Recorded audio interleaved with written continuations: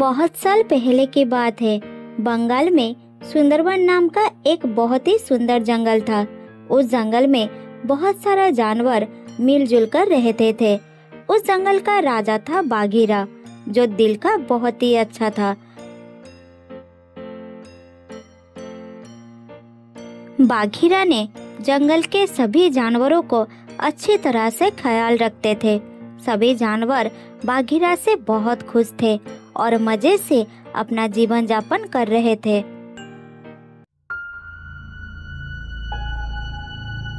फिर एक दिन जंगल के नदी में एक मगरमच्छ आया। उसने नदी के किनारे बाघीरा को देखकर रुक गया। फिर बाघीरा ने उसे बोला, हमारे जंगल में तुम्हारा स्वागत है। इस जंगल में सब एक दूसरे के साथ प्यार से रहते हैं।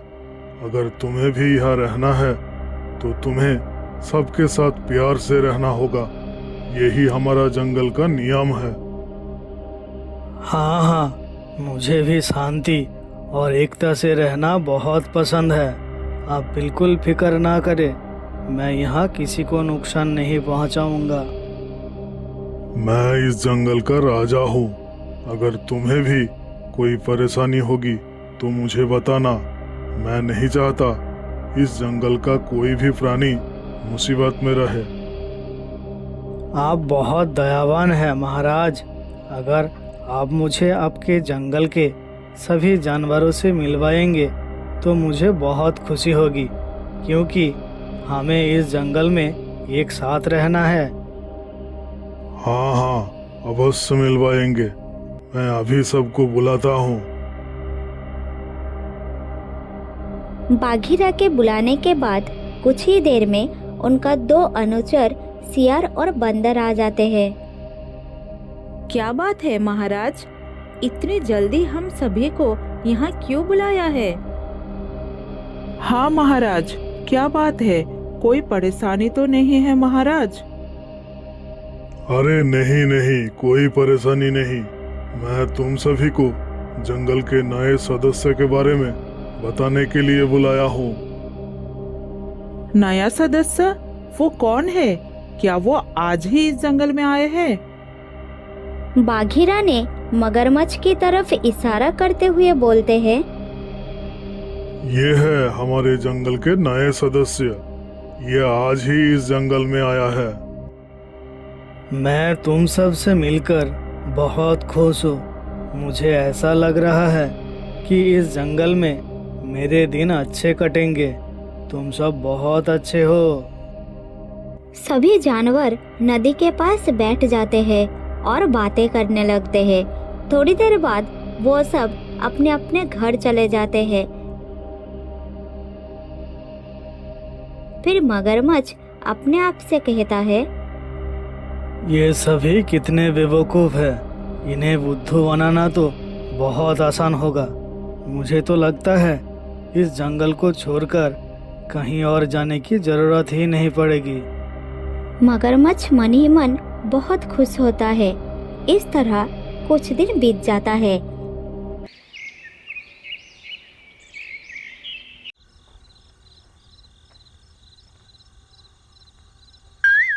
एक दिन रात को खरगोश जब जंगल में घूम रहा था, तब वो अचानक कहीं गायब हो जाता है। फिर सभी जानवर खरगोश को जंगल में ढूंढने लगते हैं, लेकिन खरगोश उन्हें कहीं नहीं मिलता।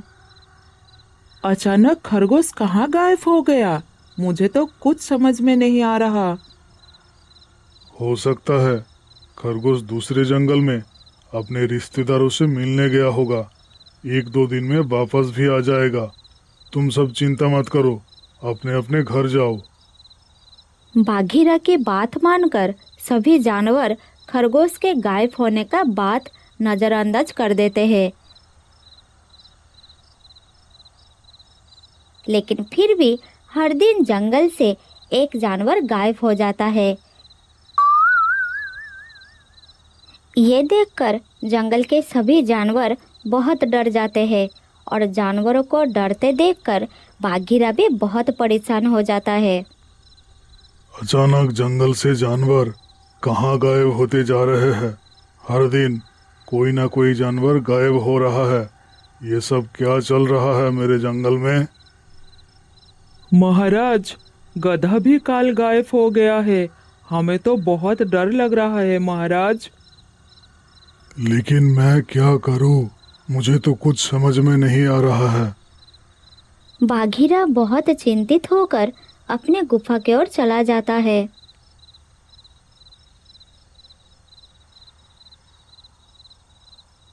दोस्तों, मुझे तो लगता है कोई जादू की सहायता से ये सब कर रहा है।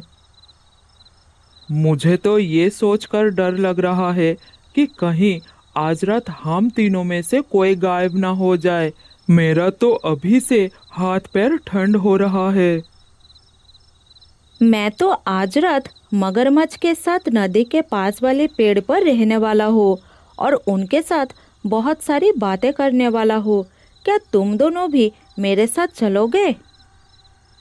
हम सब यहाँ इतनी चिंता में है और तुझे मस्ती करनी है।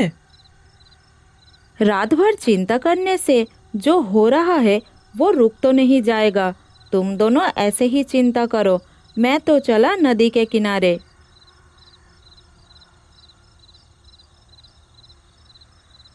रात बढ़ते ही बंदर नदी की ओर चल पड़ता है।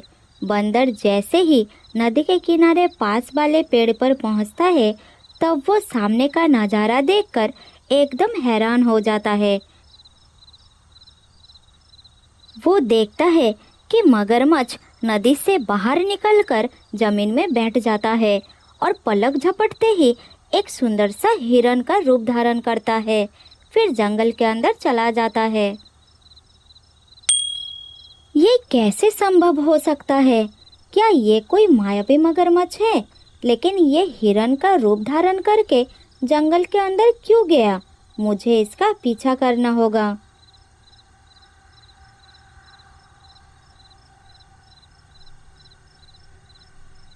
उसके बाद बंदर हिरन का पीछा करता है। पीछा करते करते बंदर जंगल के बहुत अंदर चला जाता है। थोड़ी देर बाद वो मायावी हिरन बाघीरा के गुफा के सामने रुक जाता है। बंदर झाड़ियों के पीछे छुपकर चुपचाप बैठा रहता है।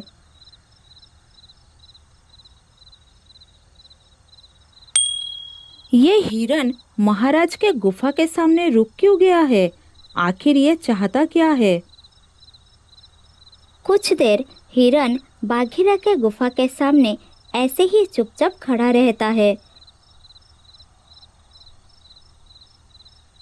थोड़ी देर बाद बाघीरा गुफा से निकलकर हिरन के सामने आता है। बंदर सारी घटना झाड़ियों के पीछे छुपकर देखता है। कौन हो तुम? और इतनी रात में मेरे गुफा के सामने क्या कर रहे हो? महाराज, कृपया मुझे मारकर खा लीजिए। मैं जीना नहीं चाहता महाराज। ये तुम क्या बोल रहे हो? मैं तुम्हें तुम्हारे कहने पर क्यों खाऊंगा?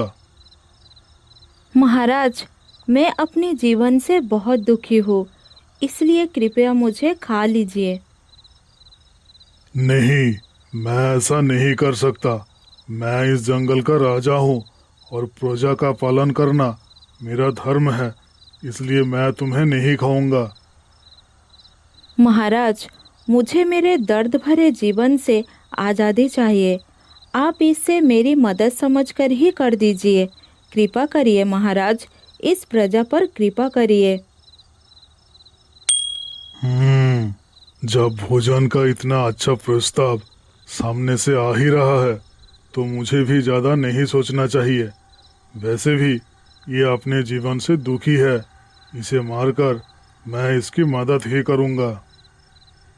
फिर कुछ देर सोचने के बाद बाघीरा हिरन से बोलता है, ठीक है, मैं तुम्हारी मदद करने के लिए तैयार हूँ। धन्यवाद महाराज। चलिए नदी के पास चलते हैं। नदी के पास? मगर क्यों? मैं तो यहीं तुम्हारी मदद कर सकता हूँ। वो इसलिए कि मैं अपनी जीवन को अपनी इच्छा से त्याग दे रहा हूँ। नदी में स्नान करके मैं थोड़ा शुद्ध हो जाना चाहता हूँ। बाघीरा हिरन का बात मान लेता है और उसके साथ नदी की तरफ चल पड़ता है।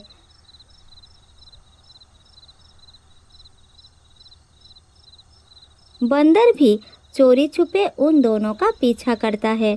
नदी के पास पहुंचकर हिरन बाघीरा से कहता है, हम जंगल के कितने अंदर से चलकर यहाँ आए हैं। आप जरूर थक गए होंगे, क्यों ना आप पहले थोड़ा पानी पी ले महाराज। हाँ हाँ, तुमने ठीक ही कहा। मैं बहुत थक गया हूँ, थोड़ा पानी पी लेता हूँ। बाघीरा जैसे ही पानी पीने के लिए नदी की तरफ बढ़ता है, तभी हिरन रूप बदलकर मगरमच्छ बन जाता है। वो बाघीरा पर हमला करने ही वाला था। ठीक उस समय बंदर पेड़ के पीछे से चिल्लाकर बाघीरा को सावधान कर देता है। महाराज सावधान हो जाइए, जल्दी पीछे मुड़िए, दुष्ट मगरमच्छ आपके ऊपर हमला करने वाला है। बाघीरा जल्द पीछे मुड़ते ही मगरमच्छ फिर से हिरन के रूप ले लेता है। ये सब देखकर बाघीरा हैरान हो जाता है। फिर वो कहता है, ये सब क्या चल रहा है मेरे जंगल में? कौन हो तुम? महाराज, ये एक दुष्ट मायावी मगरमच्छ है जो हिरन का रूप बदलकर आपके पास आया था, जिससे वो आपका शिकार करके अपना भोजन बना सके। मुझे तो लगता है कि जंगल के बाकी जानवरों की गायब होने के पीछे का कारण भी यही है।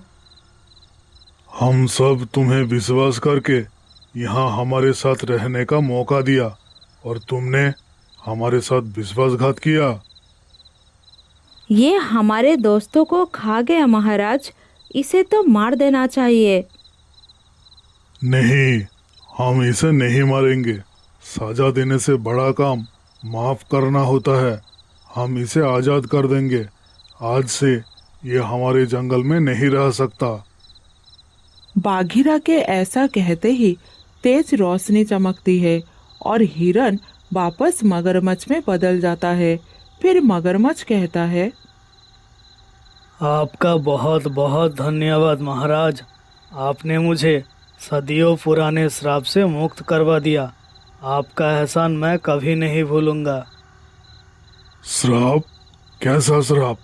और तुम्हें श्राप क्यों मिला था? कई वर्षों पहले मेरी वजह से नदी में नहा रहे एक साधु घायल हो गए थे। नाराज होकर उन्होंने मुझे श्राप दिया था कि जब तक कोई जानवर मेरी गलती होने की बावजूद मुझे हृदय से माफ़ नहीं करेगा, तब तक मैं श्राप से मुक्त नहीं हो सकता। आज आपने मुझे माफ़ करके उस श्राप से मुक्त करवा दिया। बाघीरा उसे माफ तो कर देता है, लेकिन उसे जंगल में रहने की अनुमति नहीं देता। फिर मगरमच्छ उस जंगल को छोड़कर चला जाता है।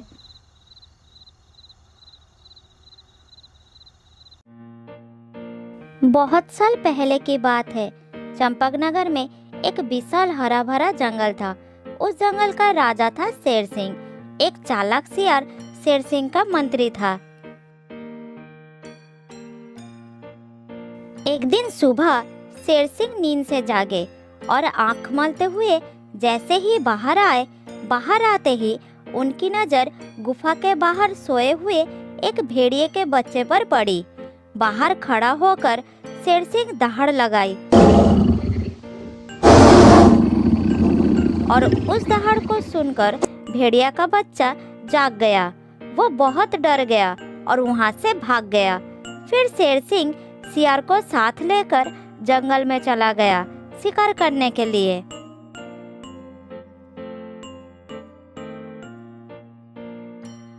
पूरे दिन दोनों जंगल में घूमते रहे, लेकिन शिकार तो दूर, शिकार के दर्शन तक नहीं होते। फिर दोनों शाम को निराश होकर घर लौटे। उस रात शेर सिंह को भूखा ही सोना पड़ता है।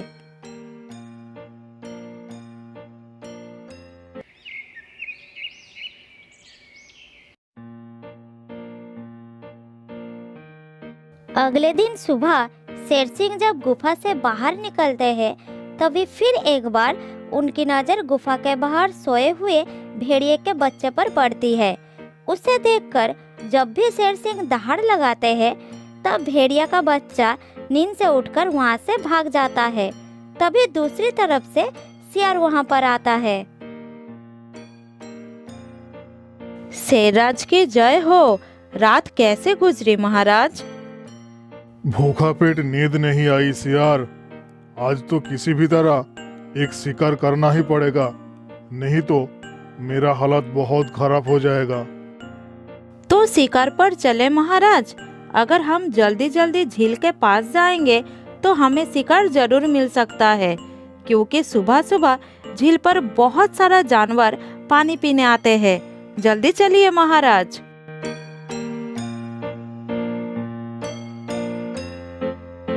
फिर कल की तरह आज भी शेर और सियार शिकार के लिए निकलते हैं। वो पहले झील के पास जाते हैं, लेकिन वहाँ कोई शिकार नहीं था। फिर दोनों पड़ोस के जंगल में भी घूमकर आए, लेकिन वहाँ भी उसे कोई शिकार नहीं मिला। आज भी शेर सिंह और सियार को खाली हाथ लौटना पड़ा। महाराज, हमारे साथ ये सब क्या हो रहा है? पूरे दिन जंगल में घूमने के बाद भी कोई शिकार नहीं मिला। मैं भी वही सोच रहा हूँ सियार। लगता है आज भी भूखा पेट ही सोना पड़ेगा। फिर दोनों की नजर गुफा के बाहर सो रहे भेड़िए के बच्चे पर पड़ती है। तभी सियार उसके पास जाकर उसे पकड़ लेता है। सियार के पकड़ते ही वो छूटने के लिए कोशिश करता है, पर सियार उसे नहीं छोड़ता है। ये देखकर शेर पूछता है, सियार, ये क्या कर रहे हो? इस बच्चे को क्यों पकड़ लिया तुमने? महाराज, मैंने रात भर सोचा कि पूरे दिन जंगल में ढूंढने के बाद भी आपने इतने बड़े जंगल में ही नहीं, पड़ोस के जंगल में भी आपको कोई शिकार क्यों नहीं मिला। मैं इसका कारण ढूंढ लिया है महाराज। क्यों नहीं मिला? जरा खुलकर बताओगे सियार? इसकी मनहूस शक्ल की वजह से। रोज सवेरे सवेरे आप उठते ही इसकी शक्ल देख लेते हो और पूरा दिन मनहूसियत में गुजर जाता है। और ये कमबख्त हर रोज आपके गुफा के बाहर ही सो जाता है। जिस दिन से ये इधर सो रहा है उस दिन से हमें कोई शिकार नहीं मिला। तुम सही कह रहे हो सियार। इसे हमारे गुफा में कैद कर दो। हम इसे इसकी मनहूस शक्ल की सजा देंगे और इसी का शिकार करके खाएंगे।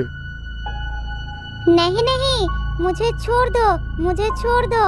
मम्मी मम्मी, पापा पापा, बचाओ मुझे, बचाओ मम्मी, ये लोग मुझे पकड़ लिए हैं। सियार बच्चे को लेकर गुफा के अंदर चला जाता है और भेड़िया का बच्चा जोर जोर से चिल्लाने लगता है। अरे, ये तो हमारे बच्चे की आवाज़ है। लगता है उसे कोई पकड़ लिया है। हाँ हाँ, ये हमारे बच्चे का ही आवाज़ है। लगता है वो मुसीबत में है। आवाज़ तो शेरराज के गुफा के तरफ से आ रही है। चलो उधर चलो।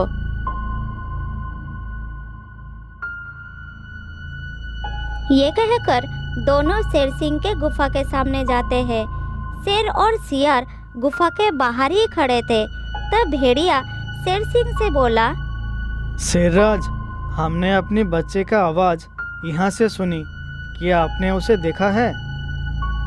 अच्छा, तो तुम दोनों हो उस मनहूस शक्ल के माँ बाप। मनहूस शक्ल? ये आप क्या कह रहे हैं महाराज? मेरा बच्चा मनहूस कैसे हो सकते हैं? वो तो अभी बहुत छोटा है। उसका क्या कसूर? हाँ, उसका शक्ल मनहूस है। 2 दिनों से शेरराज उठते ही सबसे पहले उसके मनहूस शक्ल क्या देखते हैं। पूरे दिन इन्हें शिकार नसीब नहीं होता। 2 दिनों से महाराज भूखे सो रहे हैं। आज उसे उसकी मनहूस शक्ल की सजा मिलेगी। तुम दोनों चले जाओ यहाँ से। नहीं नहीं, मेरे बच्चे की शक्ल मनहूस नहीं है। उसे माफ़ कर दीजिए महाराज। नहीं, ऐसा नहीं हो सकता। एक बार जो मैंने बोल दिया उसे मैं वापस नहीं ले सकता। तुम्हारे बेटे की शक्ल मनहूस है तो है, और उसे इसकी सजा मिलेगी। तुम लोग जाओ यहाँ से।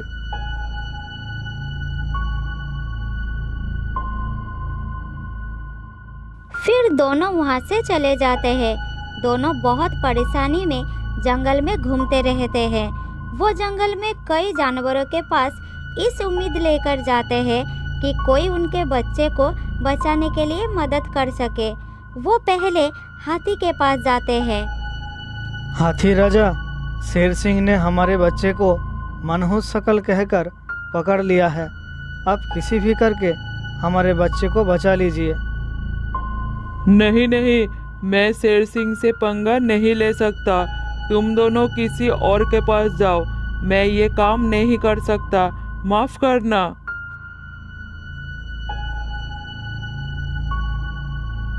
फिर दोनों बैल के पास गए और उसे भी सारी कहानी बताई, लेकिन बैल भी शेर सिंह से पंगा लेने से मना कर दिया। फिर दोनों निराश होकर वहां से आगे की ओर चले गए। कोई भी शेरराज के खिलाफ नहीं बोलना चाहता। दोनों निराश होकर एक पेड़ के नीचे बैठ गए। उस पेड़ के ऊपर एक बंदर बैठा था। पेड़ के ऊपर से बंदर ने उन दोनों पति पत्नी को इतना निराश देखा तो वो उसका कारण पूछने के लिए नीचे आया। दोनों ने बंदर को सारी बात बताई। सब सुनकर बंदर ने कहा, देखो भेड़िया भाई, तुम तो क्या सारा जंगल जानते हैं कि शेर सिंह से टकराना या उनके खिलाफ बोलना अपनी मौत को दावत देने का बराबर है। मैं वादा तो नहीं कर सकता, पर एक कोशिश जरूर कर सकता हूँ। जब हाथीराज और शेर ने कोई कोशिश नहीं की तो तुम क्या कोशिश करोगे बंदर भाई? तुम तो शेर सिंह के एक ही पंजे के शिकार हो। यही तो तुम्हारी गलत फहमी है। याद रखना, हर काम बड़े शरीर से नहीं होता, कुछ काम दिमाग से भी होता है। तुम एक बार मुझे कोशिश तो करने दो। उन्होंने तो कोशिश भी नहीं किए, सीधा ना बोल दिए। ठीक है, तुम बैठो, मैं थोड़ा कोशिश करके देखता हूँ। ठीक है बंदर भाई, तुम एक बार कोशिश करके देखो।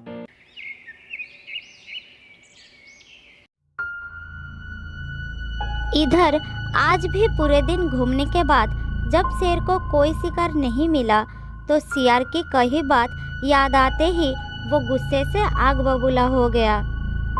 अब तो मुझे भी विश्वास हो गया है सियार। उस भेड़िए के बच्चे के शक्ल इतनी मनहूस है कि मैं अगर और 2 दिन देख लिया तो भूख से मार जाऊंगा। उसका इंतजाम आज ही कर देना होगा। शेरराज, वही तो मैं कह रहा हूँ, उसका शक्ल मनहूस है। अगर हम उसे जीवित रखेंगे तो इस तरह हम भूखे मर जाएंगे। उससे एक और दिन भी जीवित रखना ठीक नहीं होगा।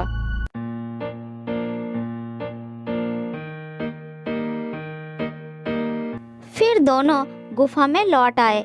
थोड़ी देर बाद बंदर भी उस गुफा के अंदर गया।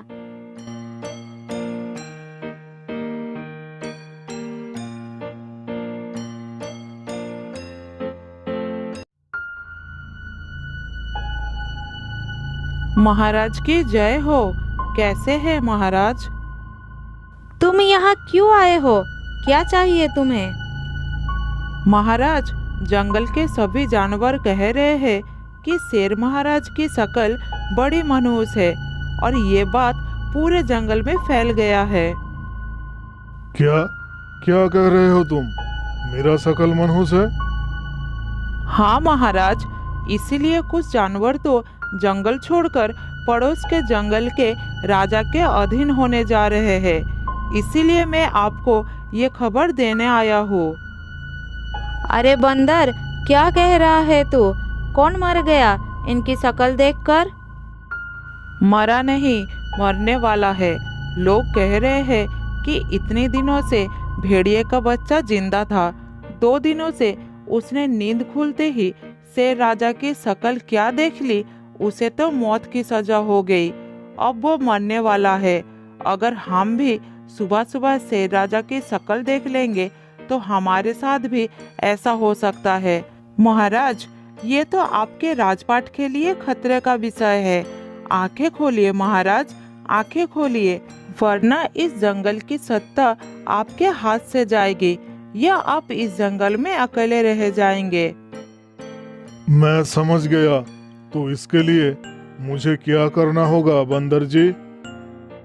महाराज, उस भेड़िए के बच्चे को माफ कर दो और उसे बड़ा सा कोई इनाम भी दे दो, तब पूरे जंगल में ये बात फैल जाएगी और सब कहेंगे, देखो शेरराज की शक्ल कितनी शुभ है।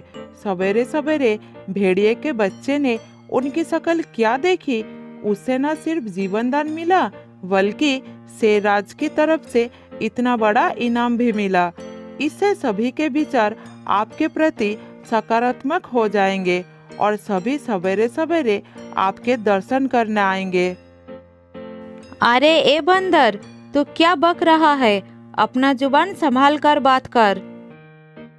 बक नहीं रहा है, ये सही कह रहा है। मैं यही करूँगा। सियार, तुम अभी जंगलवासियों को मेरे दरबार में बुलाओ। थोड़ी देर में ही जंगल के सभी जानवर शेर सिंह के दरबार में पहुंचते हैं। मैं शेर सिंह पूरे जंगलवासियों को कहना चाहता हूँ कि भेड़िए के बच्चे को ना सिर्फ जीवन दान देता हूँ बल्कि आजीवन उसकी देखभाल और खाने पीने के लिए पूरा बंदोबस्त करता हूँ। शेर महाराज की जय हो, शेर महाराज की जय हो। और सुनो, मनहूस शकल कोई नहीं होता। ये तो सिर्फ हमारी अंधविश्वास है जिसे हम अपना काम पूरा ना होने पर किसी के प्रति पाल लेते हैं। और बंदर, तुम भेड़िए के बच्चे को उसके माँ पापा के पास पहुंचा दो।